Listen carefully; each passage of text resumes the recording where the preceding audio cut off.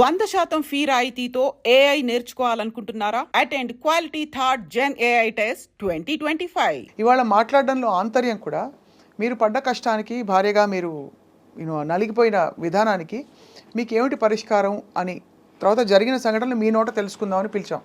వేరే second hand information కాకుండా. ఒకటి చెప్పండి సుమలత, ఇప్పుడైతే మీరు జానీ మాస్టర్ ఎలా కలిసారు, ఎప్పుడు కలిసారు? మేము 2002-03లో మాస్టర్ దగ్గర నేను వర్క్ చేశారు ఉన్నాను. అంటే అప్పుడు మాస్టర్ డాన్సర్గా ఉన్నారు. అలా పరిచయం అయింది. ఈగా షూటింగ్లో మీరిద్దరు. తర్వాత 2012 మ్యారేజ్ అయింది. ఎప్పుడు కానీ మీకు ఆ డౌట్ రాలేదు మాస్టర్కి వేరే అమ్మాయిలతో కనెక్షన్స్ ఉన్నాయా అనే ఒక డౌట్ అని ఎందుకంటున్నా? అసలు ఉంటే కదా. నేను మళ్ళీ అదే చెప్తున్నా. నేను ఇంత పాయింట్ కూడా ఎందుకు నేను దాన్ని తీసేస్తున్నానంటే అది ఉంటే కదా అంటున్నా. నేను ఇక్కడ మాత్రం మీరు అటువైపు నుంచి ఉందని గ్రహించారు కాబట్టి అన్నిసార్లు వెళ్ళి. నేను మళ్ళీ చెప్తున్నా, తనకి మాస్టర్ మీద ఇంట్రెస్ట్ ఉన్నింది, తను ఎక్స్పెక్ట్ చేసింది. ఆ ఎక్స్పెక్ట్ చేసింది వదిలేసి పిల్లల్ని వదిలేసి రా, నువ్వు నాతోనే నీ లైఫ్ ఉండాలి, నాతోనే ఉండాలి. నేను ఆఫ్ కెమెరా నేను మీకు రికార్డింగ్స్ కావాలంటే వినిపిస్తా. నువ్వు నాతోనే ఉండాలి. ముస్లిమ్స్ నాలో 4 పెళ్ళిళ్ళు ఉన్నాయి కదా, చేసుకోవడానికి నీకు ఛాన్స్ ఉంది కదా, చేసుకోవచ్చు కదా అని పెళ్లి చేసుకోమని అని వాళ్ళ మదర్ ఈ అమ్మాయి ఇద్దరు ఉంది కదా ఛాన్స్ నీకు అని ఎంత టార్చర్ చేశారంటే, మీరు అడిగిన క్వశ్చన్ ఇప్పుడు వ్యాలిడ్ అవుతుంది. యాజ్ ఎ వైఫ్గా నువ్వు ఎంత సఫర్ అయ్యావానని. నా హస్బెండ్ నాకు సపోర్ట్ చేయకుండా ఉంటే నాకు ఎక్కడ జానీ మాస్టర్ దాన్ని కట్ చేస్తారా మొత్తం విషయం. అందుకే కదా అమ్మాయికి ఎక్కడ మణికొండలో ఉంటున్నారని ఆ పుకార్లు కూడా వచ్చాయి మధ్యలో. వాళ్ళు మణికొండ బ్యాక్ సైడ్ అనుకుంటాం వాళ్ళది. అమ్మాయి వాళ్ళు స్ట్రీట్ నాకు తెలియదు, కానీ మణికొండ సైడ్ ఈ అమ్మాయి జానీ మాస్టర్ కలిసి ఉన్నారు, లివ్ ఇన్ అని కూడా ఎక్కడ ఇవన్నీ అంటే బయటకు వచ్చిన అనేక విషయాలు. లేదు నేను వాళ్ళ అనుకున్నా, మళ్ళీ ఇది వేరేలాగా వెళ్ళిపోతుంది. వాళ్ళు ఉండింది అక్కడ, లివ్ ఇన్ రిలేషన్షిప్ లేదు. ఆ అమ్మాయి మాస్టర్ని ఇష్టపడింది. ఇది వాళ్ళ మదర్కి బాగా తెలుసు. వాళ్ళ మదర్ ఉండి ఎంకరేజ్ చేసింది. అసలు యాక్చువల్గా అమ్మాయి ఇలా అవ్వడానికి కారణమే నాకు తెలిసి వాళ్ళ మదర్, నేను అనుకోవడం. ఎందుకనంటే పేరెంట్స్ అనేవాళ్ళు, ఇప్పుడు మా పాప ఉంది, స్కూల్ నుంచి రాగానే నేను ప్రతిరోజు అడుగుతాను, ప్రతిరోజు నేర్పిస్తాను. గుడ్ టచ్, బ్యాడ్ టచ్ అనేది చిన్నపిల్లలకి ఇప్పుడు మనం వస్తూనే ఉంది. నేను ఇంకొక చిన్న ఎగ్జాంపుల్ చెప్తాను. ఒక స్కూల్లో చిన్న పాప, ఫస్ట్ క్లాస్ పాపకి ఇదే సేమ్ అబ్యూస్ జరిగితే ఫోక్సో కింద డ్రైవర్ని సంథింగ్ అరెస్ట్ చేశారు. ఆ పేరెంట్స్ ఏం చేశారంటే, వాళ్ళ ఇంటి అపార్ట్మెంట్స్ పైన ఓనర్తో సంథింగ్ రెంట్ మీద గొడవలు అయితే అదే ఫోక్సో కేసు ఆ ఓనర్ మీద ఈ పాపకు చెప్పి పెట్టించింది. నిన్ను మిస్బిహేవ్ చేశారని చెప్పు, నన్ను ఇలా టచ్ చేశారని చెప్పు అని అదే పాపకి ఆమె చెప్పి ట్రైనింగ్ ఇప్పించి పోలీస్ స్టేషన్లో కంప్లైంట్ ఇప్పించి అదే ఓనర్ మీద ఇది జరిగింది. ఓనర్ మీద కంప్లైంట్ ఇప్పించింది. కొన్ని రోజుల తర్వాత అది ఫేక్ కేసు అని ఆమె మళ్ళీ ఒప్పుకుంది. నేనే పెట్టించాను కోపంతో, ఆ పాప కూడా ఒప్పుకుంది. ఈ మధ్యలో ఎవరిది మేము లాస్ అయింది? కరెక్టే. సో రియల్గా జరిగే వాటికి ఇట్లా దీన్ని యూస్ చేసుకుంటున్నారు. ఇది పెడితే ఇంకా నో అంటే ఇన్వెస్టిగేషన్ జరిగేంత వరకు అది రిమైండ్లో ఉండాల్సిందే. అవును. మీకు ఫస్ట్ ఎప్పుడు అసలు అనుమానం కలిగింది అమ్మాయి ఇష్టపడుతుందని? మధ్యలోనా? అదే నేను ఏదో సాంగ్కి వెళ్ళాను, రంజితమే సాంగ్ సంథింగ్, దానికి ముందు ఒకసారి వెళ్ళాను నేను. అక్కడ మీరు షూట్ సెట్లో చూస్తే మీకు మాస్టర్ బర్త్డేకి ట్రీట్ ఇచ్చారు ఒకసారి, అందరు వచ్చారు. అప్పుడు ఈ అమ్మాయి కూడా వచ్చినప్పుడు అమ్మాయి డ్రెస్సింగ్ నా ముందు అన్ని చుడిదార్లు వేసుకోవడం, సాంప్రదాయంగా ఉన్నట్టు ఉండడం, అలా ఇలా అంటే ఈవెన్ మా రిలేటివ్స్ కూడా చెప్పారు, తను నిన్ను ఫాలో అవుతున్నట్టుంది, కొంచెం చూసుకో అని చెప్పారు నాకు. ఏం అవసరం అన్నాను, ఏమో నాకు కొంచెం అని మా రిలేటివ్స్ కూడా డౌట్ పడ్డారు, అమ్మాయి బిహేవియర్ కొంచెం విచిత్రంగా ఉంది అని. సరే అని చెప్పి అబ్జర్వ్ చేశాను, చూస్తూ ఉండడం, అలా ఇలా ఉంటే ఆడపిల్లకి తెలిసిపోతుంది కదా ఇంకొక ఆడపిల్ల ఎలా బిహేవ్ చేస్తుందని. అప్పుడే మేము అనుకున్నాం తిను సంథింగ్ ఎక్స్పెక్ట్ చేస్తుంది అని. అప్పుడే నేను పిలిచి మాట్లాడాను, ఇది కరెక్ట్ కాదు, నువ్వు ఏదైనా ఒకవేళ అలాంటిది ఉంటే మానేసుకో అని చెప్పాను నేను ఆల్రెడీ. ఏమంది అమ్మాయి ఎప్పుడు? లేదు అసలు నాకు అలాంటి ఫీలింగ్స్ ఏం లేవు, అసలు నాకు అలాంటిది ఒపీనియనే లేదు అంటది. నా దగ్గర అదే అంటుంది తను.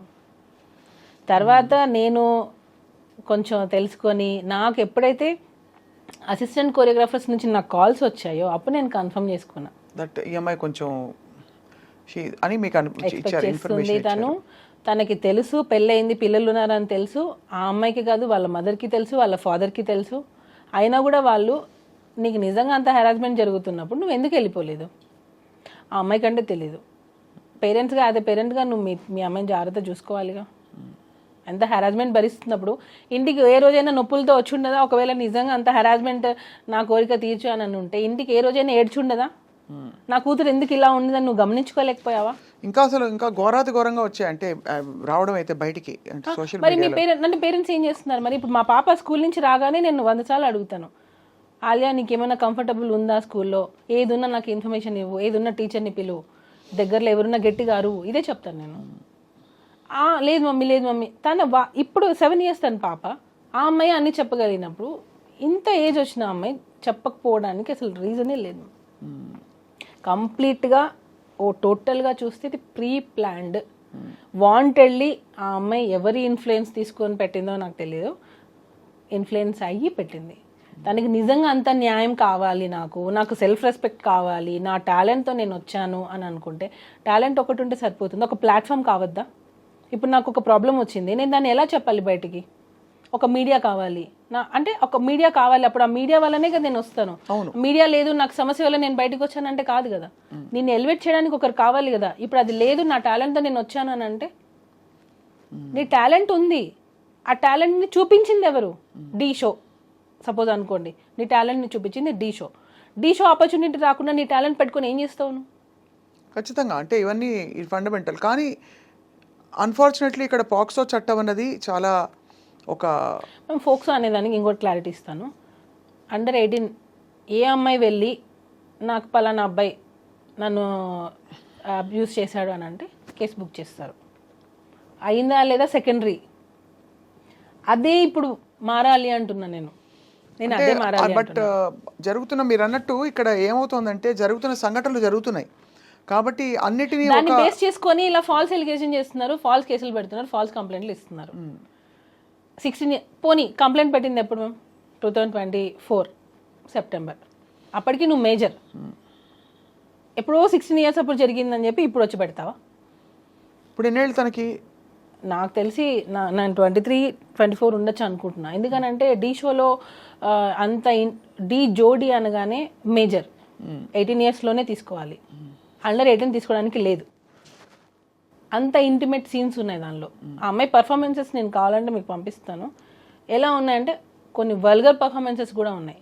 వల్గర్ అని ఎందుకు అంటున్నానంటే మూమెంట్స్ కొన్ని చెప్పుకోలేనివి, చూసే విధంగా కూడా లేవు కొన్ని. అంటే కొరియోగ్రఫీలో లేదు మ్యామ్, నేను అదే చెప్తున్నా. కొరియోగ్రఫీలో కూడా ఒక లిమిట్ ఉంటుంది. అలా అని మనం ఇప్పుడు బట్టలు విప్పుకొని మనం కొరియోగ్రఫీ చేయలేం కదా. అది కొరియోగ్రఫీ అంటే ఒప్పేసుకుంటారా? నాకు చూస్తే మొన్న వచ్చిన దబుడు పాట గురించి ఏమంటారు మీరు? ఏమనలేము, మళ్ళీ మీ చేత మాట్లాడిస్తే మళ్ళీ మీరు ఇబ్బంది పడతారు. చెప్తున్నాను మేమేం సో ఒక లిమిట్ ఉంటుంది. చెయ్యండి, సెక్సీగా ఉండాలి, డిగ్నిటీగా ఉండాలి, అలా ఉండాలి తప్ప డాన్స్ అని చెప్పి మనం ఇష్టం వచ్చినట్టు చేయలేంగా. అవును, లిమిట్ ఉండాలి. సో దానికి జోడి అంటేనే 18+ ఉండాలి. సో నువ్వు 18+ చేయకుండా ఎలా చేసావు? నువ్వు 18+ లేకుండా నేను అసలు ఎలా తీసుకున్నాను? అంటే అది ఫండమెంటల్స్ నుంచి మొదలు పెట్టాలి. అసలు ఛానల్లో అలాంటి షో ఎలా నడిపారు, తీసుకున్నారు ఎలా? అంటే ఎలా? ఇప్పుడు మామూలుగా పబ్లకి బార్లకి వెళ్ళేటప్పుడు ఐడి కార్డ్ చెక్ చేస్తారు, ఆర్ యు అబౌవ్ 21 అని అడుగుతారు. అలాగా ఇలాంటి ఒక షోలో అలాంటి ఏం పెట్టారు? వీళ్ళు ఏం ప్రూఫ్స్ ఇచ్చారు? లేదా వీళ్ళు తక్కువ ఏజ్ అయినా పర్లేదు తీసుకున్నారా? తీయండి, బయటకు తీయండి. నేను అదే అడుగుతున్నా, బయటకు తీయండి. అన్నీ బయటకు వస్తాయి కదా. నిజంగా తను అసలు అండర్ 18 కాదా? ఒకవేళ కాకపోతే అసలు షోలో ఎలా తీసుకున్నారు? తీయండి. నేను అదే అడుగుతున్నాను మ్యామ్. ఏమి ప్రూఫ్స్ అసలు చూపించకుండా చేశారు అంటున్నారు. సెక్షువల్ హెరాస్మెంట్ జరిగింది అనే దానికి ఒక ప్రూఫ్ చూపించండి అంటున్నాను నేను. Sexual harassment at work place అనే దానికి కూడా ఒక ప్రూఫ్ చూపించండి. ఇప్పుడు నా తరపున ఒక 3-4 మనుషుల్ని తీసుకొని వచ్చి జానీ మాస్టర్ మంచోడు అని చెప్తాను, కేసు కొట్టేస్తారా? లేదా ఆ అమ్మాయి తరపున వచ్చి ఒక మంది అవును జానీ మాస్టర్ చేశారని చెప్తారు, అప్పుడు అది నిజమైపోతుందా? డెఫినెట్లీ. అందుకే court will investigate. Sexual harassment committee పెట్టిన కంప్లైంట్ అంటున్నా. లేదు, ఈ సెక్షువల్ హెరాస్మెంట్ కమిటీ ఏదైతే ఉందో వాళ్ళు తప్పకుండా వాళ్ళు నిర్ధారణ చేసుకోవాల్సిన విషయాలని. ఎందుకంటే ఫస్ట్ అందరూ అదే అడుగుతారు లాజికల్గా. ఒక అలిగేషన్ వస్తే what is the proof, how are you going to prove? నేను ఇచ్చాను మ్యామ్ ప్రూఫ్ సార్, నేను ఇచ్చాను. వన్స్ మనం ఏదైనా ఒకటి చేయాలని అనుకుని డిసైడ్ అయ్యాం, చేసేసాం, అంతే. అలానే ఉంది అది. ఇప్పుడు అమ్మాయి మొన్న ఇంటర్వ్యూ ఇచ్చినప్పుడు రిపోర్ట్ గురించి మాట్లాడింది. అసలు మమ్మల్ని ఎక్కడ మాట్లాడొద్దు అన్నారు. మరి ఆ అమ్మాయి ఎలా మాట్లాడింది? నేను ఇప్పుడు కూడా దాని గురించి నేను మాట్లాడాను, ఎందుకంటే నేను రెస్పెక్ట్ చేస్తాను. వాళ్ళు ఏం ప్లే చేస్తున్నారు గేమ్ నాకు తెలియదు. ఏ రిపోర్ట్ గురించి? ఫిలిం ఛాంబర్ ఒక రిపోర్ట్ ఇచ్చింది. అవునవును, దాన్ని ఆ కేసు గెలిచినట్టుగా చెప్పారు. ఆ రిపోర్ట్ ని ఎందుకు మీరు బయట పెట్టద్దు అంటున్నారు? సుప్రీంకోర్టు జడ్జిమెంట్ ని బయట పెడుతున్నారు, మీరు ఎందుకు బయట పెట్టద్దు అంటున్నారు? కానీ అది గెలిచినట్టుగా చెప్పారు కదా ఫెడరేషన్ వాళ్ళు చేసిన కేసు. అది సపరేట్. నేను అదే చెప్తున్నా, ఈ రోజు ఎవరైతే పోస్టులు పెడుతున్నారో ఆ పోస్ట్ కి మేము వేసిన కేసుకి అసలు సంబంధం లేదు, కానీ దీనికి రిలేట్ చేసి పెట్టేస్తున్నారు. ఎందుకు? ఏం కావాలి మా నుంచి? ఏం కావాలి వాళ్ళకి? ఎందుకు ఇలాగా ఏదో మేము అసలు అప్లికేషన్ ఏం పెట్టాం డిస్ట్రిక్ట్ కోర్టులో? ప్రెసిడెంట్గా పోస్ట్ చేయడానికి మీకు ఏం అథారిటీ ఉంది? ఇది ఓన్లీ ఎలిగేషన్సే కదా. ఎలిగేషన్స్ ఉన్న వాళ్ళు పోస్టులలోనే ఉంటున్నారు. నేషనల్ అవార్డు కూడా క్యాన్సిల్ అయింది కదా. క్యాన్సిల్, హోల్డ్ అయింది. సో ఎందుకు ఇలా చేస్తున్నారు? ప్రెసిడెంట్ పోస్ట్కి ఈ ఎలిగేషన్స్కి సంబంధం ఏంటి? అంటే ఖచ్చితంగా ఇంత పెద్ద ఎలిగేషన్ వచ్చినప్పుడు ఉంటుంది మరి కదా. పోస్టులలో పెద్ద పెద్ద దేశాలను వెళ్తున్న వాళ్ళు మరి దేశాలనే వెళ్తున్నారు కదా, మరి అప్పుడు అవి ఎలిగేషన్స్ కాదా? అంటే నేను అడగచ్చలేదు, నాకు తెలీదు. ఎలిగేషన్స్ ఉన్న వాళ్ళు పెద్ద పెద్ద పోస్టులలోనే ఉంటున్నారు. ఎందుకనంటే ఏంటి, ఇప్పుడు ఈ చిన్న యూనియన్, ఇది డాన్సెస్ అనేది చిన్న యూనియన్, ఒక 600 మంది ఉంటారు అంతే. దానిలో ఆ ప్రెసిడెంట్ పోస్ట్కి మీకు ఎలిగేషన్స్ అడ్డొచ్చాయా? ఆయన ఇది పర్సనల్ అంటారు, మరి అఫీషియల్గా యూనియన్ కదా ఇది, దీనికి దానికి సంబంధం ఏంటి? సో మీరేం కోరుకుంటున్నారు చెప్పండి ఇందులో మొత్తం? మాకు న్యాయం జరగలేదు మ్యామ్. ఫిలిం ఛాంబర్ నుంచి మాకు న్యాయం జరగలేదు. వన్ సైడ్ తీసుకున్నారని, మా సైడ్ ఇచ్చిన సాక్ష్యాలు ఏమీ తీసుకోలేదు. తల్లి మీకు తెలుసు సుమలత, ఆడపిల్లకి సంబంధించిన విషయం అంటే ఖచ్చితంగా ఆడపిల్లకి సంబంధించిన విషయం అయితే తీసేసుకుంటారా మ్యామ్? అలా కాదు, ఇంత పెద్ద అది కూడా ఇది పోక్సో, నేను ఇందాక చెప్తున్నాను కదా, POCSO is a very powerful act. కాబట్టి ఆ డ్యూ డిలిజెన్స్ జరగాలి, డ్యూ కోర్స్ ఆఫ్ ఇన్వెస్టిగేషన్ జరగాలి. ఆ జరిగి ఖచ్చితంగా ఒక నిర్ధారణకి రావాల్సిన టైం పడుతుంది. కానీ ఈ మధ్యలో ఏంటంటే ఫ్యామిలీకి, మీ కుటుంబానికి ఒక పెద్ద ట్రయల్ ఇది. అది ఏం ఫస్ట్ ముఖ్యంగా మీకు అసలు సంబంధమే లేదు ఈ విషయాలన్నిటితో. మీకు ఒకటే ఏంటంటే, మీరు ప్రస్తుతం జానీ మాస్టర్ గారి భార్య అండ్ ఈ విషయాలన్నీ చూస్తూ ఇక్కడ మీ భర్తని జైల్లో వెళ్ళి చూడాల్సి వచ్చింది. So it is your trauma ఖచ్చితంగా. ఎప్పుడైతే ఒక ఫేక్ కేసు పెట్టి జడ్జిమెంట్ ఇది రాంగ్ అని ప్రూవ్ అయిన రోజు, ఎవరైతే ఫేక్ కేసెస్ పెడతారో వాళ్ళకి శిక్షలు పడాలి.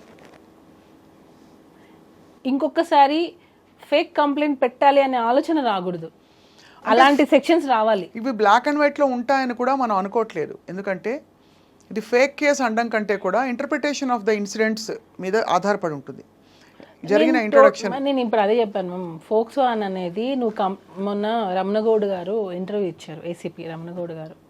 ఏమని చెప్పారంటే, కోర్టు నిర్ణయిస్తుంది చేశారా లేదా అనేది, కోర్టు నిర్ణయిస్తుంది. అవును, నేను చూసేది ఏంటంటే కంప్లైంట్లో ఆ కంప్లైంట్ బేసిస్ చేసుకొనే మేము ఇన్వెస్టిగేషన్ స్టార్ట్ చేస్తాం. అదే చెప్పారు వాళ్ళు. అంటే వాళ్ళు చూసేది కంప్లైంట్, ఫోక్సోలో చూసేది కంప్లైంట్ మాత్రమే. సో ఆ కంప్లైంట్లో ఏముందో అదే ఫాలో అవుతారు వాళ్ళు. అది అవునా కాదా అనేది కోర్టు వీళ్ళు డిసైడ్ అంటున్నారు. కరెక్టే. సో నేను అప్పుడు అబద్ధం అని తెలియదు అనుకోండి, అప్పుడు వీళ్ళకి ఏం శిక్షలు పడాలి అంటున్నా. సెక్షువల్ హెరాస్మెంట్ అనేది జరగలేదు అని ప్రూవ్ అయింది, అలా చూసుకుంటే అప్పుడు ఆ అమ్మాయికి ఏం శిక్ష వేస్తారు? అంటే జరగలేదు అని ప్రూవ్ అవ్వడం కంటే కూడా జరిగిందా లేదా మాత్రమే ప్రూవ్ చేయగలుగుతారు. జరగలేదు అని ఎలా ప్రూవ్ చేస్తారు? చేయలేరు. లేడు అని ప్రూవ్ జరిగిందా లేదా అనేది కదా మ్యామ్, జరగలేదు అనేది ప్రూవ్ అయింది అనుకోండి. There is not enough evidence test. ఏ కేసు అయినా అంతే కదా. ఇప్పుడు సుమలత, మీకు జరిగింది కాబట్టి, మీ కుటుంబానికి జరిగింది, మీరు బాధపడుతున్నారు. ఎవరో డ్రగ్స్ అలిగేషన్స్లో తీసుకెళ్తారు, అసలు అందరూ మాట్లాడుకుంటారు వాళ్ళని అనేక రకాల. కానీ ఇక్కడ స్పెసిఫిక్గా పేరు మెన్షన్ చేశారు కదా, స్పెసిఫిక్గా మీ మీద కంప్లైంట్ పెట్టారు కదా, మీరు అది చేయలేదు అని తేలింది. అప్పుడు నేను మీ మీద కంప్లైంట్ పెట్టాను, సో అప్పుడు నేను మిమ్మల్ని టోటల్ డ్యామేజ్ చేశాను. సో నాకేంటి అప్పుడు? అది ఇట్ విల్ బి డెటరెంట్. అంటే ముందు ఇలాంటి జెన్యూన్ కేసెస్ జరిగినప్పుడు కూడా ఆడపిల్లలు బయటికి రావడానికి భయపడతారు కాబట్టి. అయితే మీరు అంటే నాకు అర్థమైంది మీ పాయింట్, బాధ్యతాయుతంగా కేసులు పెట్టాలి, అట్లా కంప్లైంట్స్ పెట్టే వాళ్ళకి కూడా శిక్షలు పడాలి అంటున్నా. మగవాళ్ళని కొంతమందిని టార్గెట్ చేసి ఫేమ్ ఉండి ఒక పొజిషన్కి వెళ్తున్న గ్రాఫ్లో కావాలని వాంటెడ్లీ తగ్గించాలి అని చెప్పి ఇలా ఫేక్ కంప్లైంట్స్ పెట్టే వాళ్ళని, అది కాదు అని ప్రూవ్ అయిన రోజు వీళ్ళ మీద కూడా కంప్లైంట్, వీళ్ళ మీద కూడా యాక్షన్ తీసుకోవాలి. అది ఐ థింక్ సివిల్ కేసెస్ ఉండొచ్చు, నాకు తెలియదు. ఎందుకనంటే మ్యామ్ నెక్స్ట్ టైం ఇంకొకసారి కంప్లైంట్ పెట్టాలి అంటే కూడా భయపడేలాగా చట్టాలు రావాలి అంటున్నా. ఖచ్చితంగా, అంటే బాధ్యతాయుతంగా కంప్లైంట్ చేయాలి. ఈ చట్టాల్లో కూడా ఆ వెసులుబాటు ఆటోమేటిక్గా, అంటే ఒక కేసు నమోదు చేసే ముందు కూడా ఒక ఫండమెంటల్, అదే అడిగాను ఇందాక నేను మిమ్మల్ని, ఒక బేసిక్, ఇంతమంది సెక్షువల్ హరాస్మెంట్ కమిటీ సభ్యులందరూ కూడా ఆరితేరిన లాయర్లు మొదలుకొని సమాజంలో గౌరవనీయులు అందరూ ఉన్నారు. వీళ్ళందరూ ఉన్న దీనిలో ప్రైమా ఫేసి దీన్ని ఒకటి యాక్సెప్ట్ చేయడానికి వాళ్ళు ఏ ఎవిడెన్సో లేకపోతే ఏ విషయాలను పరిగణన తీసుకోవాలో మనకి రేపు అన్ని విషయాలు బయటకు వచ్చినప్పుడే తెలుస్తుంది. ప్రస్తుతం matter is the court. But as a wife తప్పకుండా మీరు ఎంత పడుంటారో అర్థమవుతుంది, అర్థమవుతుంది డెఫినెట్గా. ఏదైనా సరే జరిగితేనే జరిగిందని ప్రూవ్ చేయగలం. అంతే కదా, జరగని నువ్వు ఎంత గింజుకున్నా అది ప్రూవ్ అవ్వదు, ఎందుకంటే జరగలేదు కాబట్టి. అవనంత వరకు మీరు బోన్లో ఉన్నట్టే ఇంచుమించు.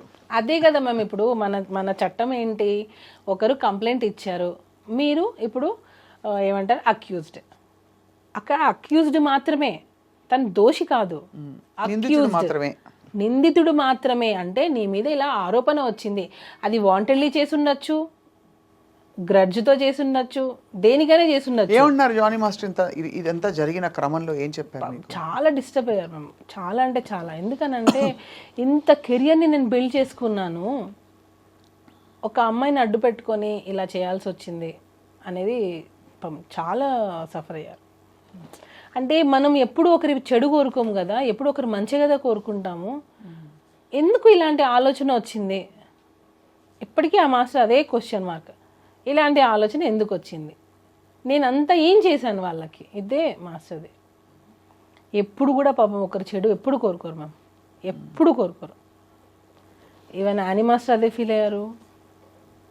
మాస్టర్ ఏడ్చారు ఆమె ఫోన్ చేసి, ఏంటి ఇలా జరిగింది సుమా, ఏంటి ఇలా జరిగింది, ఎందుకు ఇలా జరిగింది అని. ఆమె పాపం వాళ్ళ ఇంట్లో ప్రాబ్లమ్స్ మరి ఏమో అని లాస్ట్కి ఉండబట్టలేక వచ్చి తను ప్రెస్ మీట్ పెట్టారు. అంటే అర్థం చేసుకోండి, మీరే అంటున్నారు కదా లేడీ మ్యాటర్ అనేటప్పటికే అందరూ సైలెంట్ అవ్వాల్సి వస్తుంది. అంటే ఎక్కడ ఆడపిల్లకి అన్యాయం ఇంకా వచ్చేస్తాయి కొన్ని సంఘాలు అవన్నీ వచ్చేస్తాయి, ఆడపిల్లలకి అన్యాయం జరిగితే మీరు సపోర్ట్ చేయరా అది ఇది అని అంటారు. కానీ మరి అంత ఉన్నమాట చెప్పాలంటే సుమలత, ఇది ప్రైమా ఫేసి అందరూ చూసి మాట్లాడుకున్న విషయం అయినా చాలామంది మీరు అడిగిన ప్రశ్నలు అడిగారు, అప్పటి నుంచి ఎందుకు రాలేదని. అఫ్ కోర్స్ అది హేమా కమిటీ రిపోర్ట్ ఇప్పుడే ఎందుకు వచ్చింది. ప్రైమా ఫేసి అంటే ఏంటి మేము ఇప్పుడు, అంటే ప్రైమా ఫేసి అంటే జరిగిన వాటిని బట్టి, జరిగిన సంఘటనలని బట్టి ఒక అంచనాకి రావడం. బెయిల్ ఎందుకు ఇచ్చారు మేము జానీ మాస్టర్కి, ఏ బేసిస్ మీద ఇచ్చారు మీరు చూసారా, అంటే నేను రిపోర్ట్ చూసారా? అది కరెక్టే, అంటే మీరు చెప్పండి. అంటే బెయిలబుల్ నాన్ బెయిలబుల్ అఫెన్సెస్ కొన్ని ఉంటాయి, అంటే ఈ వ్యక్తి వల్ల తారుమారు చేసే పరిస్థితులు ఉంటాయి, వాట్ ఎవర్. అది రిమాండ్, అది ఇన్వెస్టిగేషన్ ప్రాసెస్ కోసం అది జనరల్గా పెడతారు. చాలా మంది ఆడియన్స్కి కొంతమంది, అంటే అందరూ చదువుకొని ఉండరు, కొన్ని ఫైనాన్షియల్ చదువుకోలేకపోయి ఉండొచ్చు,